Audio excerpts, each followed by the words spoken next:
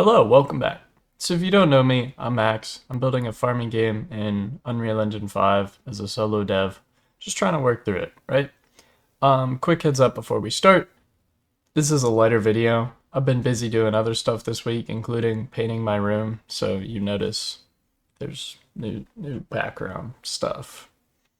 There's a little bit of new visuals with the crop blueprint. I've actually started working on that, making it look somewhat right. There's no asset for it yet, but it's just like a cube.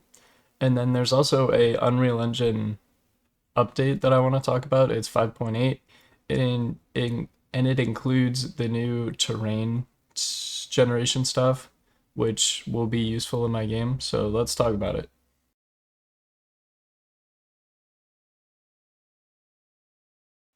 So Mesh Terrain is a brand new experimental 3D mesh-based system for building larger, more complex terrains. For anyone who hasn't touched on the engine, up until now most game terrains have used something called a height map, which is basically it locks to the ground and it's a single height value for every point on a flat grid, which makes like caves, overhangs, and proper cliffs really awkward to do.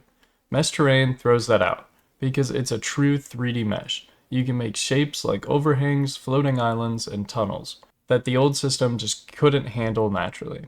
And what matters for my game is that it plugs straight into the PCG framework, which is the system that I've been using this entire time, the procedural content generation, which is the system that builds the world automatically.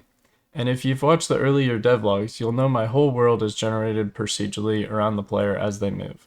So anything that makes that pipeline more powerful is a big deal for me. And then the other nice detail is that the terrain uses non-destructive modifiers, so if you move a feature around, the terrain just regenerates automatically. For a one-person team, that kind of change it and it just updates workflow is genuinely a time saver.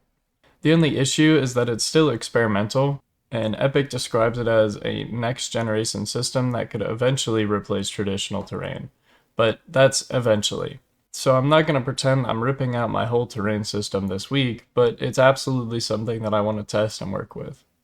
And this is also the last big update, is 5.8, before they release Unreal Engine 6. So this is kind of the final form of Unreal Engine 5.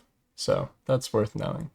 Okay, this is one thing that I actually built this week. It's small, but I'm happy with it. Basically, I went into the crop blueprint, which already existed, but I added a crop that slowly grows, and then when it's fully grown, it turns gold. And that's pretty much it. That's the feature. But it's the first time there's actually some sort of farming in the game. So you plant it, you wait for it and until it's ready to harvest, and then you're good.